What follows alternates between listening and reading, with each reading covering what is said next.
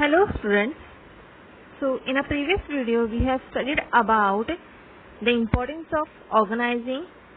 Now in this video lecture we are going to study what do you mean by staffing and what is the definition of staffing and the importance of staffing.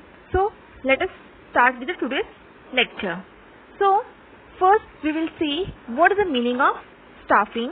Now staffing is a function of execution according to plan and organisational structure. तो staffing का मतलब क्या होता है? Staffing का मतलब होता है कि हमने जो भी प्लान बनाया है या हमारा जो ऑर्गेनाइजेशन स्ट्रक्चर मीन्स इफ हमारा ऑर्गेनाइजेशन लार्ज स्केल है कि स्मॉल स्केल है, according to the organisation structure हम हमारे प्लान को हमारे स्टाफिंग के फंक्शन को एग्जीक्यूट करेंगे। Okay, it is the process of attracting, recruiting, selecting, placing, appraising, remunerating, developing and retaining the best workforce.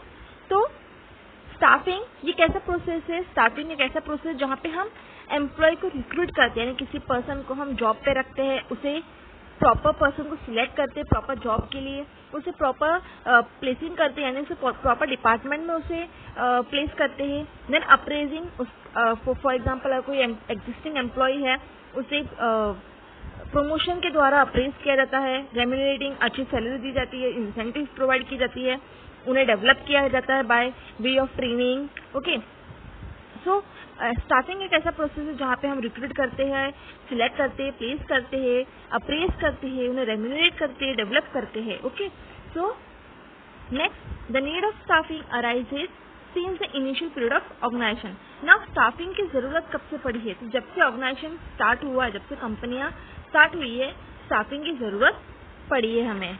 Due to promotion, transfer, business expansion, retirement, resignation, accident, death of employee etcetera, vacancies are created in the organisation. ना organisation में जगह कैसे create होती है किसी employ के लिए, vacancy कैसे क्रिएट होती है? तो फॉर एग्जाम्पल अगर कोई एग्जिस्टिंग एम्प्लॉय है, ऑलरेडी जो एम्प्लॉय है उस प्रमोट हो जाता है, यानी प्रमोशन होता है उसका, तो उसके जगह पे किसी और एम्प्लॉय को रिक्रूट किया जाता है।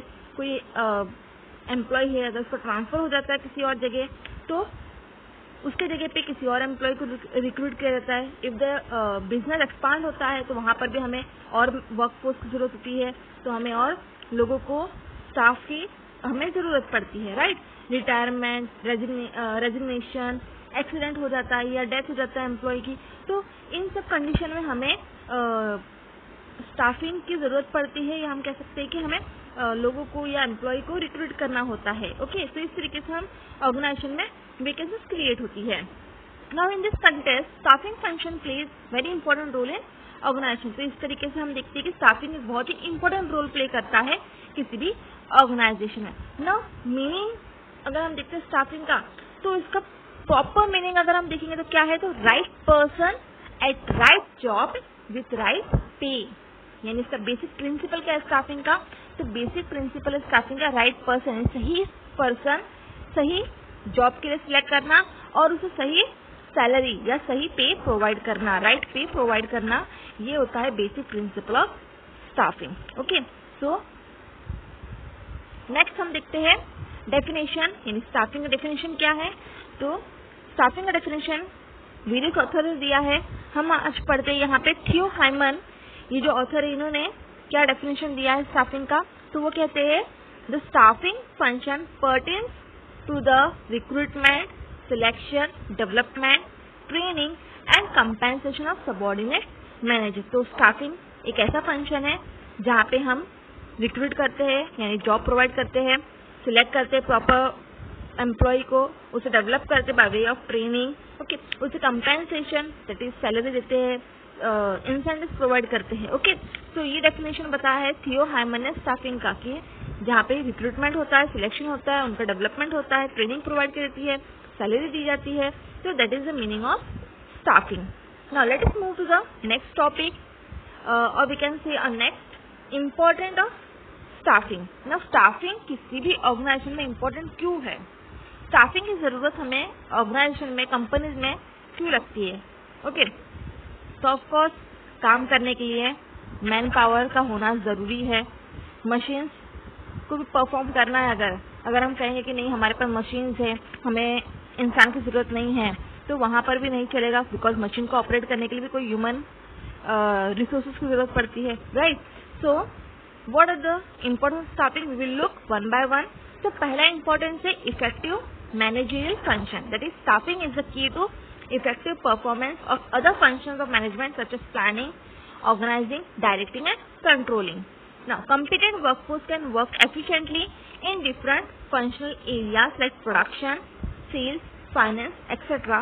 The outcome of other function is based on the effectiveness of staffing. Now, effective managerial function means जैसे हमने देखा right person at right job, तो अगर हम सही इंसान को सही जॉब के लिए सिलेक्ट करते हैं, उससे क्या होगा, उससे ये होगा कि ऑर्गेनाइजेशन की जो इफेक्टिवनेस है वो क्या होगी, बढ़ जाएगी, राइट। ऑर्गेनाइजेशन बहुत अच्छे से काम करेगा, स्मूथली काम करेगा। जो ऑर्गेनाइजेशन में दूसरे फंक्शन होते हैं जैसे प्लानिंग है, ठीक है, हम प्रॉपरली प्लान कर पाएंगे किसी वर्क को, उसे अच्छी तरीके से ऑर्गेनाइज कर पाएंगे, उसे अच्छे से डायरेक्ट कर पाएंगे, कंट्रोल कर पाएंगे अगर हमारा स्टाफिंग प्रॉपर है, अगर हमारे जो एम्प्लॉयज है वो अगर हम प्रॉपरली सिलेक्ट करते हैं, उन्हें ट्रेन करते हैं, उन्हें अच्छे क्या कहते हैं हम उसे right person at right job, यानी कि अगर हम सही इंसान को सही जॉब के लिए सिलेक्ट करते हैं तो ऑफकोर्स बाकी के जो सारे फंक्शन है मैनेजमेंट के वो भी प्रॉपरली वर्क करेंगे, राइट। तो next function, next importance of staffing is leads to effective utilisation of human resources. तो अगर अच्छा वर्कफोर्स होगा, अच्छे ह्यूमन रिसोर्सेज होंगे, एम्प्लॉयज अगर अच्छे होंगे, कम्पिटेंट होंगे, राइट पर्सन को हमने राइट जॉब के लिए सिलेक्ट किया है, तो ऑफकोर्स हमारे जो ह्यूमन रिसोर्सेज है उन्हें हम प्रॉपरली यूटिलाइज कर पाएंगे, right. Now staffing function leads to effective utilisation of human resources, that is workforce. तो स्टाफिंग की मदद से हम क्या कर सकते हैं, हमारे जो ह्यूमन रिसोर्सेज है, एम्प्लॉयज है, स्टाफ है, उसे हम प्रॉपरली यूटिलाइज कर सकते हैं, प्रॉपरली यूज कर सकते हैं। Now proper care is taken at every stage such as recruitment, selection, placement, remuneration, training, development etcetera. तो अगर हम देखते हैं कि ऑर्गेनाइजेशन में या किसी कंपनी में देखते हैं हम कि जब भी हम रिक्रूट करते हैं तो वहाँ पर हम बहुत ही प्रॉपरली सभी चीज़ों को ध्यान में रख के रिक्रूट करते हैं कि किसी पर्सन में क्या स्किल्स है, क्या वो पर्सन हमारे जॉब के लिए सही है कि नहीं। ओके, ऐसा तो है नहीं कि हम किसी भी पर्सन को रख लेते हैं, नो, ऑफकोर्स प्रॉपर केयर लिया जाता है हर एक स्टेज पर, भले वो रिक्रूटमेंट का हो, सिलेक्शन स्टेज हो, उसे प्लेसमेंट करना है, किस कौन से डिपार्टमेंट में उस पर्टिकुलर पर्सन को प्लेस करना है, वहाँ पर भी हम ध्यान देते हैं। रेम्यूनरेशन, कितना सैलरी प्रोवाइड करना है, किसे ट्रेनिंग की जरूरत है, किसे डेवलपमेंट की जरूरत है, तो इन सारी चीजों का हम प्रॉपरली केयर किया जाता है, right. Now excessive burden of work is avoided. किसी भी एक एम्प्लॉय पर excessive burden means that is ज्यादा काम नहीं दिया जाता है कि कोई एक ही पर्सन है, या हम कैसे जहाँ पे 10 एक डिपार्टमेंट में 10 एम्प्लॉयज है तो किसी एक पर ही सारा काम का बोझ नहीं होगा, सभी पर इक्वली काम डिवाइड किया जाएगा, right. Now, optimum utilization of human resources results in improvement in performances and progress of organization. Now, optimum utilization of human resources, अगर हम properly human resources को use करते हैं, अगर हम human resources को, employees को अगर हम properly use करेंगे तो उससे क्या होगा, organization तो बढ़ेगा ही बढ़ेगा आगे, साथ ही साथ organization की जो performance है वो भी improve होगी। Okay. Now, next importance of staffing is build cordial relationship, that is this function is helpful in building healthy relationship among all levels of employee in the organization। तो staffing की मदद से क्या होता है कि जितने भी एम्प्लॉयज है, भले वो कौन से भी लेवल पर हो, टॉप लेवल पर हो, मिडिल लेवल पर हो या लोअर लेवल पर हो, सभी में एक हेल्दी रिलेशनशिप डेवलप हो जाती है with the help of staffing. Okay, ऐसा नहीं होगा कि कोई बहुत पढ़ा लिखा है तो उसे लोअर लेवल में नहीं रखेंगे। ओके, ऑफ कोर्स जो अच्छा स्किलफुल है, जिसके पास क्वालिफिकेशन है, वो मिडिल लेवल या टॉप लेवल पर अकॉर्डिंगली दिया जाएगा उसे जॉब। ओके, तो उससे क्या होगा, एक हेल्दी रिलेशनशिप बिल्ड होगी। A smooth human relation is the key to better communication and coordination of managerial efforts in an organisation. तो अगर हम अच्छे से किसी पर्सन को सिलेक्ट करते हैं, प्रॉपर केयर लिया जाता है in the process of recruitment, selection, placement, तो ऑफ कोर्स कम्युनिकेशन में बेटर होगी एम्प्लॉयज के बीच, उनमें कोऑर्डिनेशन भी होगा, जिससे क्या होगा, ऑर्गेनाइजेशन अच्छे से रन होगी, right. Then next importance is helps human resource development, that is skilled and experienced employee is an asset of a business organization. हम सभी जानते हैं कि जो भी स्किल्ड है, होशियार एम्प्लॉयज है, एक्सपीरियंस एम्प्लॉय है, वो क्या होते हैं, बिजनेस के लिए असेट्स होते हैं. Staffing has to inculcate the organisational culture into employees. It trains and develop the existing workforce.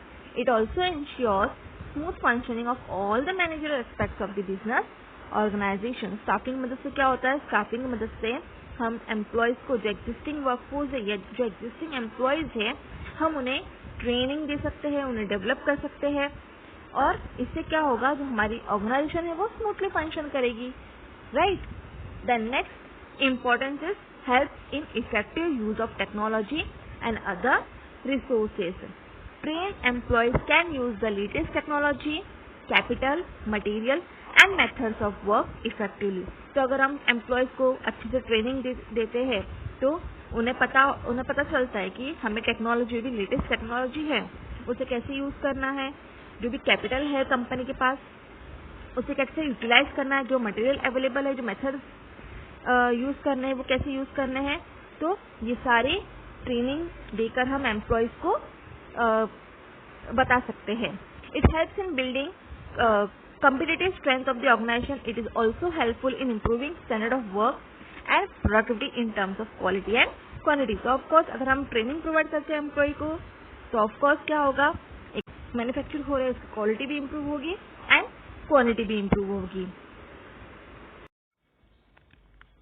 Next importance of staffing is improve efficiency. Now, training and development programs are offered to the employees for self-development and organizational development. Now, जो training provide करते हैं, जो employees को training provide करते हैं, development programmes offer किया जाता है, वो क्यों ऑफर किया जाता है, तो उससे क्या होता है, एक तो एम्प्लॉय का भी डेवलपमेंट होता है, साथ ही साथ ऑर्गेनाइजेशन भी डेवलप होती है. ओके. तो ट्रेनिंग एम्प्लॉयज को प्रोवाइड करना, डेवलपमेंट प्रोग्राम्स एम्प्लॉय को प्रोवाइड करने से क्या फायदा होता है कि सेल्फ डेवलपमेंट भी होता है एम्प्लॉयज का एंड साथ ही साथ ऑर्गेनाइजेशन का भी डेवलपमेंट होता है. Through proper selection the organisation gets quality employees and through proper training the performance level of the employees can be improve. तो अगर हम प्रॉपर पर्सन को सिलेक्ट करते हैं प्रॉपर जॉब के लिए, ओके, कोई पर्टिकुलर जॉब के लिए अगर हम प्रॉपर सिलेक्शन करते हैं तो उससे क्या होगा, एक तो हमें एक अच्छा एम्प्लॉय मिलेगा, क्वालिटी एम्प्लॉय मिलेगा, बिकॉज उसके पास वो सारी स्किल्स, एक्सपीरियंस है. ओके. तो अगर हम ऐसे एम्प्लॉय को सिलेक्ट करते हैं जो स्किलफुल है उस पर्टिकुलर जॉब के लिए, तो उससे हमें एक क्वालिटी वर्क भी प्रोवाइड होगा उससे.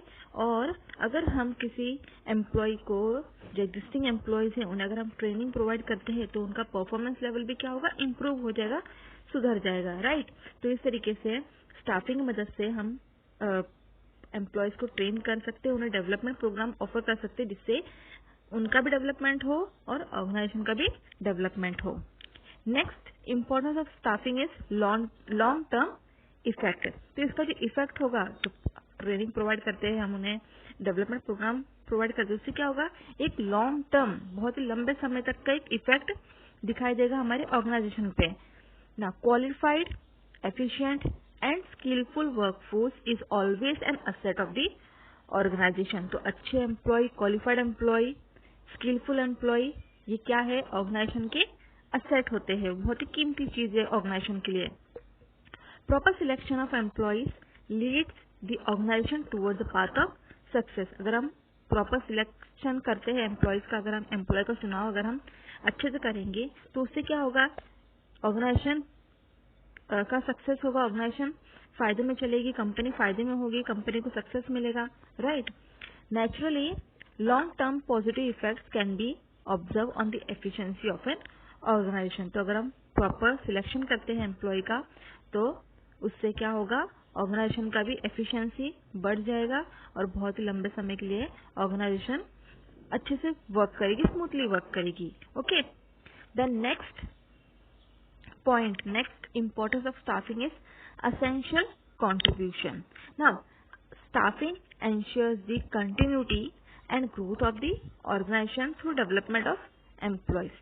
तो स्टाफिंग की मदद से क्या होता है कि कंटिन्यूस ऑर्गेनाइजेशन में ग्रोथ होता है, continuous development through development programmes हम कंटिन्यूस क्या होता है कि ऑर्गेनाइजेशन डेवलप होती है, ऑर्गेनाइजेशन में ग्रोथ होता जाता है. Selection is based on the ability of the prospective employees. Now selection is based, selection किस पे बेस्ड होता है, हम किसी पर्टिकुलर पर्सन को क्यों चुनते हैं, तो हम उसको चुनते हैं उसकी एबिलिटी के ऊपर कि वो कितना काबिलियत है, कितना एबिलिटी है उसमें उस पर्टिकुलर जॉब करने की, तो उस बेसिस पे हम किसी भी एम्प्लॉय का सिलेक्शन करते हैं so that organisation can meet the future challenges wisely. Now क्यों हम उसके एबिलिटी के हिसाब से हम क्यों एम्प्लॉय को चुनते हैं, क्योंकि उससे क्या होगा कि ऑर्गेनाइजेशन के जो गोल्स है, ऑर्गेनाइजेशन के चैलेंजेस है, वो ऑर्गेनाइजेशन इजिली फेस कर सकती है, इजिली अपने गोल्स को अचीव कर सकती है. Therefore, the contribution of the staff in their future role is taken into account in staffing function. इस वजह से कंपनी फायदे में चले, कंपनी लॉन्ग टर्म अच्छे से स्मूथली रन करे, तो उसके लिए स्टाफिंग एक बहुत ही इम्पोर्टेंट फंक्शन है, एक बहुत ही इम्पोर्टेंट रोल प्ले करता है किसी भी ऑर्गेनाइजेशन में. देन नेक्स्ट हमारा इम्पोर्टेंस क्या है, provides job satisfaction. Now employees can be motivated through financial and non-financial incentives. तो एम्प्लॉयज को अगर हमें मोटिवेट करना है, उन्हें काम करने के लिए और प्रेरित करना है, तो उसके लिए हमें क्या करना होगा, एक तो उन्हें हमें अच्छी सैलरी देना होगा, साथ ही साथ नॉन फाइनेंशियल इंसेंटिव्स मतलब उन्हें प्रमोशन प्रोवाइड करना होगा. ओके, लंबे समय तक फॉर एग्जांपल अगर कोई एम्प्लॉय है 20 साल 30 साल से काम कर रहा है, लेकिन वही पोजीशन पे काम कर रहा है, तो क्या होगा, वो डीमोटिवेट हो जाएगा. उसको पता है कि मुझे प्रमोशन मिलना ही नहीं है, तो मैं क्यों और एफर्ट्स डालूं. अगर उसे पता है कि मैं अगर एफर्ट्स डालूंगा तो मुझे प्रमोशन मिलेगा, उसकी सैलरी बढ़ेगी, तभी एम्प्लॉय मोटिवेट होगा. तो एम्प्लॉय को मोटिवेट कर सकते हैं हम through financially as well as non financially. ठीक है. Then adequate remuneration increases job satisfaction and morale of the employee. जैसे मैंने आप लोगों को बताया कि अगर हम ज्यादा रेम्यूनरेशन देते, ज्यादा सैलरी देते हैं, इंक्रीज करते हैं उनकी सैलरी को, तो क्या होगा, वो सेटिस्फाई हो जाएगा एम्प्लॉय और अच्छा काम करने की कोशिश करेगा. Then training and development programmes, fair remuneration and job security are the factors which are important in providing job satisfaction. तो पैसे के साथ साथ फाइनेंशियल इंसेंटिव के साथ साथ हमें ट्रेनिंग और डेवलपमेंट प्रोग्राम्स भी प्रोवाइड करने चाहिए एम्प्लॉयज को, ताकि उनका जो सेल्फ कॉन्फिडेंस है वो बढ़े. देन फेयर रेम्यूनरेशन मतलब एक फेयर सैलरी उन्हें प्रोवाइड किया जाए, कम ना हो.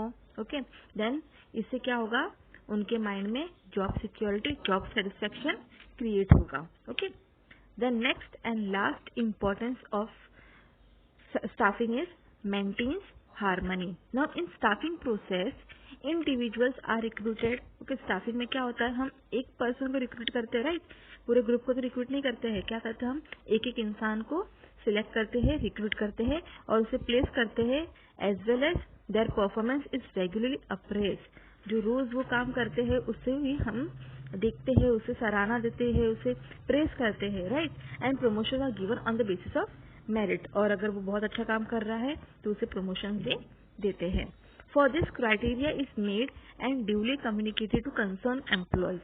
It brings peace and harmony in organisation. तो अगर हम किसी एम्प्लॉय का काम, अगर उसका काम अच्छा है तो उसे हम प्रमोशन प्रोवाइड करते हैं, उसे कम्युनिकेट करते हैं डेली बेसिस पर. ओके. तो इससे क्या होगा कि ऑर्गेनाइजेशन में शांति बनी रहेगी और सुख शांति बनी रहेगी. Okay. So that's it for today's lecture.